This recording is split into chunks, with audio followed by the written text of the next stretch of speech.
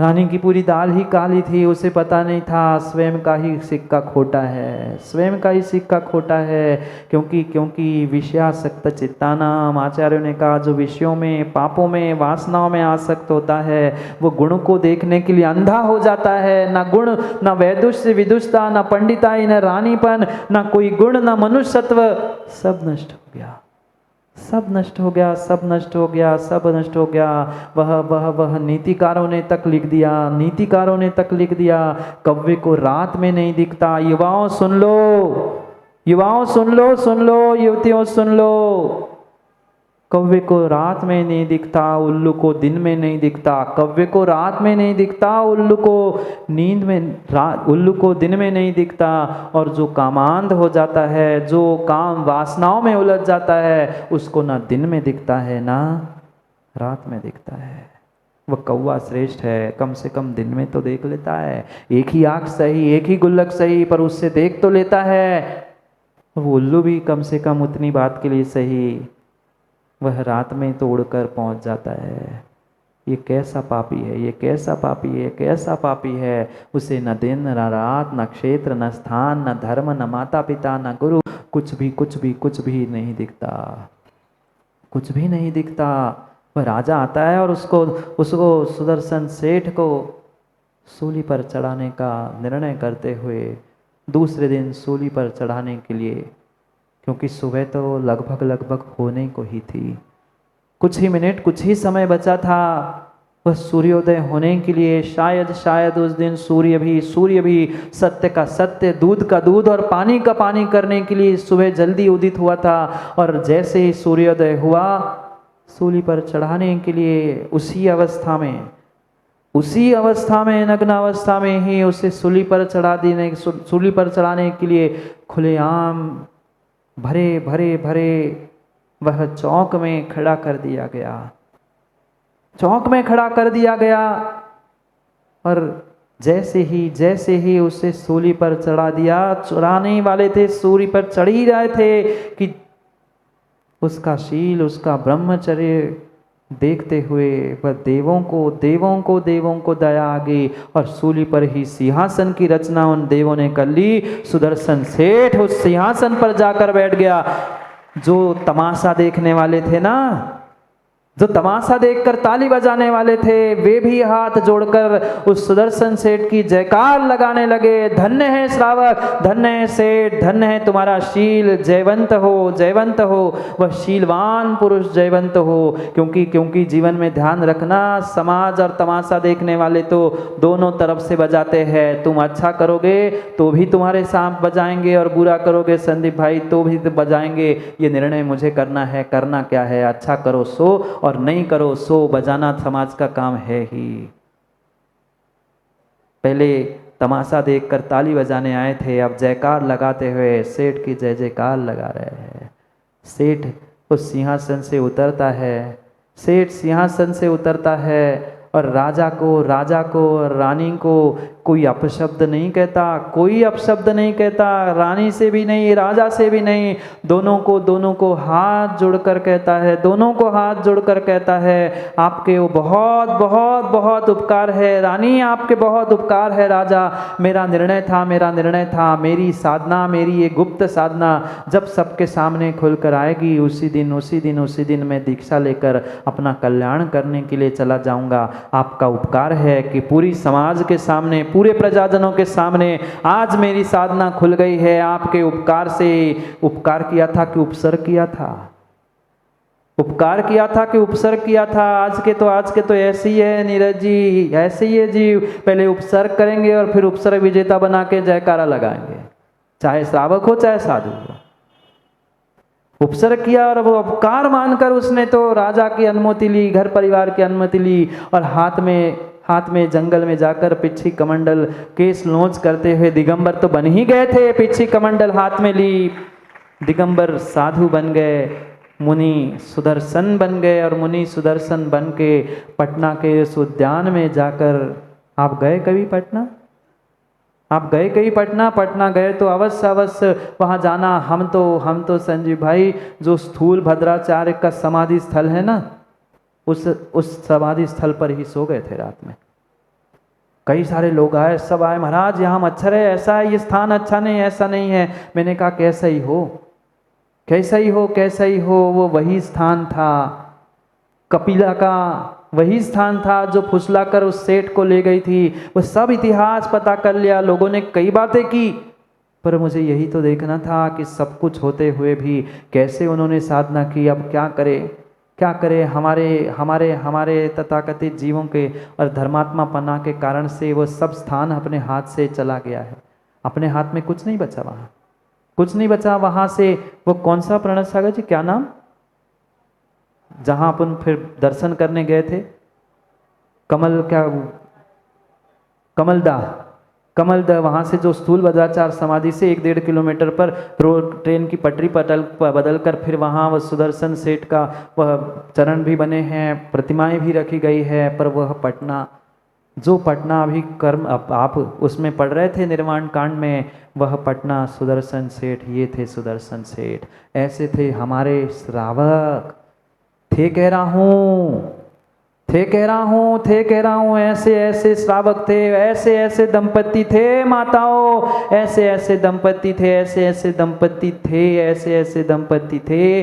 सेठ और सेठानी, विजय और विजया के बारे में क्या नहीं सुना, सुना तो सब कुछ है महाराज जी। आप कहो तो आपको 2 घंटे सुनाऊं, पर अपने आप को नहीं सुना सकते। दंपति होने के बाद भी, विवाह होने के बाद भी, विवाह होने के बाद भी पूरा जीवन, पूरा जीवन, पूरा जीवन, पूरा जीवन उन दोनों ने ब्रह्मचर्य से बिताया। क्या ऐसी शक्ति हम में है? नहीं है। हम तो विवाह के पहले ही सब मौज उड़ा ले लेते हैं, मस्ती कर ले लेते हैं। अब क्या करें, क्या करें? संजय भाई बता दूं सत्य घटना, पर पूछना नहीं महाराज आप कहाँ कहाँ क्या क्या सुनते हो, पूछना नहीं तो बताओ, नहीं तो रहने दो। बता दूं, कुछ युवा बैठे थे, अब क्या करूं, ऐसे नियोग बनते हैं और सुनाई देता ही है, क्या करूं? मैं तो अपना कार्य करता हूं, माला फेरता हूं, पढ़ता रहता हूं, पर इधर उधर की बातें पता नहीं। कुछ वो क्या कहते हैं, आपके मोबाइल की रेंज जैसी बहुत ज़्यादा बड़ी होती ना, वो शायद हो सकता है कानों की रेंज और दिमाग की रेंज गुरुजी ने बढ़ा दी हो।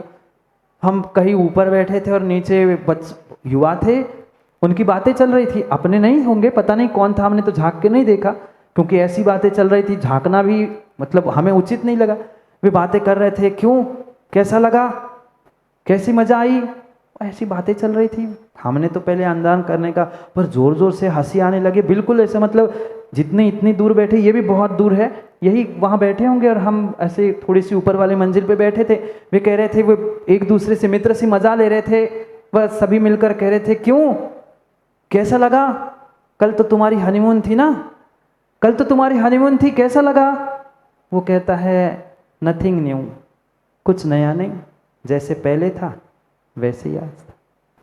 कहने का तात्पर्य मात्र इतना है, मात्र इतना है, जो बाद में करने वाले काम हैं आज सब पहले ही हो चुके हैं, असमय में हो चुके हैं, इसलिए असमय में मृत्यु और सब काम असमय में ही हो रहे हैं। सोचो, विचार करो, परिणति कहाँ जा रही है। युवाओं युवाओं युवाओं भोजन का उपवास कर पाओ ना कर पाओ, युवतियों बहनों भोजन का उपवास कर पाओ ना कर पाओ, भोजन का अन्न पान का उपवास कर पाओ ना कर पाओ, पर वासनाओं का उपवास, वासनाओं का उपवास, वासनाओं का उपवास करना सीख लो तो कुछ फल हमारे लिए मिल जाएगा। धन्य है वे धरती के देवता, धन्य है वे धरती के देवता। जब श्रावकों का ब्रह्मचर्य इतना महान था, फिर साधुओं का उत्तम ब्रह्मचर्य कितना महान होगा, कितना महान होगा, कितना महान होगा। जैसे आए थे, जैसे माँ के गोद में आए थे, जैसे माँ के गोद में आए हैं, ऐसे ही ऐसे ही ऐसे ही वे जाते समय भी ऐसे ही निर्वस दिगंबर होकर ही जीवन भर रहते और जीवन भर जाते हैं। जो शीलवान पुरुष होता है, शीलवान होता है, उत्तम ब्रह्मचर्य का धारू साधु होता है, वह कभी कभी स्त्री को आँख उठाकर नहीं, नीचे ही देखता है, नीचे ही देखता है। माताओं, ये नकली श्रृंगार किसके लिए, किसको रिझाने के लिए?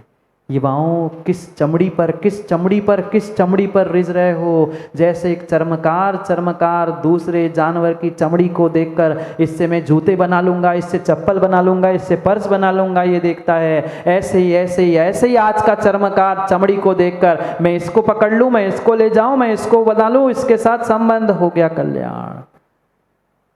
मत करो अपने धर्म, अपने माता पिता, अपने आप के साथ धोखाधड़ी मत करो।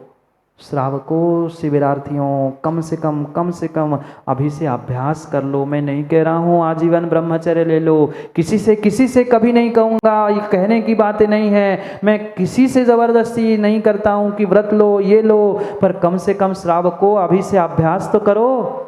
क्या माताओं, क्या पिताओं, क्या श्रावकों, आप हर वर्ष एक दिन का ब्रह्मचर्य नहीं ले सकते? मैं जीवन भर की नहीं कह रहा हूं, महीने भर की नहीं कह रहा हूं, 15 दिन की भी नहीं कह रहा हूं, 365 दिन में जिस दिन आपका विशेष दुर्घटना का दिन, समझ गए, जिस दिन विशेष दुर्घटना का दिन होगा उस दिन नियम लेना कि इस वर्ष मैं 1 वर्ष का, अगले वर्ष 2 दिन का, अगले वर्ष 3 दिन का, अगले वर्ष 4 वर्ष का, ऐसे करते करते करते कम से कम 50-100 वर्ष जब हो जाएंगे तब 365 में से 50-100 दिन तो तुम्हारा ब्रह्मचर्य यूं ही हो जाएगा। कितनी मेहनत लगेगी, कितनी मेहनत लगेगी? मत लो महीने भर का, 2 महीने भर का सेठ सुदर्शन और वो सेठ विजया जैसा मत लो, पर कम से कम हर वर्ष एक दिन का वह व्रत बढ़ाते बढ़ाते अभ्यास तो करो। कम से कम अष्टमी चतुर्दशी अपने आप को संभालने का प्रयास करो। थोड़ा विवेक रखो। क्या करूं? कहने के लिए, समझाने के लिए तो बहुत है, पर समझा उन्हीं पाऊंगा जो समझना चाहता है। समझना ही नहीं चाहोगे तो किसी प्रकार से किसी को कुछ समझाया नहीं जा सकता। नीतिकारों ने एक छोटी सी बात कह के बात पूरी कह दूं नीरज जी, बुरी तो नहीं मानोगे, फिर क्यों कहूँ, रहने दो। बुरी नहीं मानोगे, सुधरोगे ही नहीं तो कहने ही किस बात का? फिर तुम तो कहते रहो महाराज हमें बुरी नहीं मानना, हमें सुधर नहीं, तो फिर क्यों कहूँ? बुरी मानोगे संजीव भाई, बुरी मानोगे तो क्यों कहूँ? बुरी मान जाओगे भैया, वैसे तो बहुत सारे बुरे मान के बैठेगा, तुम और बुरी मान जाओ तो आगे सिखा करें। सोच रहे होंगे कहे तो क्या कहे, हाँ कहे सो फंसे, ना कहे सो फंसे। तो जो नीतिकारों ने छोटी सी बात कही, 1 पंक्ति 2 पंक्ति सुनकर फिर घर चले जाना, बुरी नहीं मानना माँ, पर क्या करें, सत्यता यही है जहाँ नारी कहा है वहाँ नारी को नर शब्द जोड़ते हुए समझना होगा। क्योंकि जो पूजा में भी आपने पढ़ा होगा ना, विषबेल नारी तज गए योगेश्वरा, मात्र नारी नहीं वहाँ नर को भी कहना है। मुख्यतः आचार्यों ने लिखा है इसलिए नारी कहा है, पर वहाँ स्त्री नर शब्द को भी समझते हुए कहे। नीतिकारों ने नीति और प्रकृति को देखकर कहा है कि नारी की छाया पड़त अंधा होत भुजंग, नारी की छाया पड़त अंधा होत भुजंग, कहो कबीर हाल क्या जो नित नारी के संग। नहीं आया समझ में? कबीर ने लिखा हुआ ये छोटा सा दोहा है, नारी की छाया पड़त अंधा होत भुजंग, कहो कबीर क्या हाल है? बोलो ना प्रदीप जी, कहो क्या हाल है जो नित नारी के संग। जाओ संग नरक जाएंगे? कोई नहीं जाएगा, कोई किसी के साथ नहीं जाएगा। फिर विचार करो, वे धरती के देवता, वे तो उत्तम ब्रह्मचर्य से रहते ही है। उनकी जितनी महिमा कहूँ उतना वह विशेष है। कुंद भगवान तो कहते हैं सवंगम पेक्षन तो इत्थिणम वासुमणिदी, सर्वांग को देखने के बाद भी दिगंबर मुनिराज के भाव परिवर्तित नहीं होते हैं। किसी किसी सुंदर असुंदर, अच्छी बुरी, स्त्री पुरुष, ये किसी प्रकार का कोई विकल्प जिनके भीतर नहीं होता है, वे ही उत्तम ब्रह्मचर्य के धारी होते हैं। सक्काधिखली दुर्धर्म दरिहु, दुर्धर घोर ब्रह्मचर्य रिद्धि है। उस घोर ब्रह्मचर्य को निर्ग्रंथ मुनिराज उत्तम ब्रह्मचर्य को धारण करते हैं। जाओ, अंतिम दिन है ना आज का। क्या पता कल कौन कहाँ कैसे। कल तो हम सब रहेंगे, पर शाम को पता नहीं कल कब कहाँ कौन कैसे। सोच लो, विचार कर लो क्या करना है, क्या नहीं करना है, क्या करना है, क्या नहीं करना है। इतना हंसराज जी प्रयास करो, इतना प्रयास करो कि 10 दिन ठीक है, कोई बात नहीं। सब ने अपने अपने मंदिर, अपने अपने भगवान, अपने अपनी पूजा, अपने अपने को बांट लिया। कम से कम सभी मिलकर 19 तारीख को हम सामूहिक क्षमावाणी के माध्यम से एकत्रित हो। प्रयास करो संजीव भाई जागे जी, पूरी समाज को। अब जो नहीं आए उनका विषय है, हम तो प्रयास करें। कल कोई ये कहने वाला नहीं हो नीरज जी जैसा बुरी नहीं मानना, नीरज जी जैसा कोई ऐसा ना हो कि हमें तो फ़ोन लगा के बुलाए नहीं। विशाल भाई, जितने आपके पास फ़ोन मोबाइल हो सबसे कह देना कि घर घर में हमने क्षमावाणी पर्युषण तो मना लिया, गुरुनगर में है। क्यों ना हम सब मिलकर 1 वर्ष की नहीं, अभी तक की पूरी गलतियों की क्षमा याचना करते हुए क्षमावाणी को प्राप्त करें। पिछले वर्ष संजय भाई उज्जैन में लगभग 1000 लोग श्वेतांबर दिगंबर मिलकर वह क्षमावाणी हुई थी। हमारा भी भाव था, कई लोगों से कहा था, पर वे सुन पाए, नहीं समझ पाए। अभी भी आप प्रयास कर सकते हो। अगर पूरी जैन समाज एकत्रित होते हुए इस काकोरी धाम में, पार्श्वनाथ धाम में संदीप भाई अगर सामूहिक क्षमावाणी बन जाए तो कितना आनंद आएगा। जैसे आज बहुत सारे कोस रहे थे अपने आप को, कई सारे मिले, कई सारों की सूचना आई, इन मंडल उन मंडल, ये ग्रुप, महाराज हम थोड़ा सा सहयोग करने आ जाए। अब 1 दिन 2 दिन बचे, अब याद आ रहा है, अब लग रहा है अरे काश हम शिविर में बैठते तो ऐसा ना हो। 1 दिन ही सही, कुछ घंटे ही सही, पूरी समाज एक स्थान पर पहुँचे, क्या आनंद आएगा। थोड़ा सा प्रयास करो, और प्रयास करोगे तो विशाल भाई सब कुछ संभव है। ऐसा प्रयास करो, सबको। हंसराज जी, आप कहोगे तो मुझे विश्वास है, एक बार आपको कहने की आवश्यकता है। आप अगर सबसे कहो ना, सभी अध्यक्षों को फ़ोन लगा के कह दो कि भैया तुम अपने अपने मंदिरों के सभी पदाधिकारी और सभी श्रावकों को यहाँ लेके आने का प्रयास करो। आप कहोगे तो सब मान लेंगे, मुझे विश्वास है। एक बार ऐसा दिन आ जाए कि लखनऊ, ये उत्तर प्रदेश की राजधानी से पूरे उत्तर प्रदेश, और पूरे उत्तर प्रदेश नहीं पूरे भारत में वह क्षमावाणी की गूंज पहुँचे। जैसे शिविर की गूंज पहुँची है, ऐसी क्षमावाणी की गूंज पहुँचे। सामूहिक क्षमावाणी जितने चाहे दिगंबर, श्वेतांबर और भी जो जितने हैं, सभी मिलकर ऐसा पुरुषार्थ करो।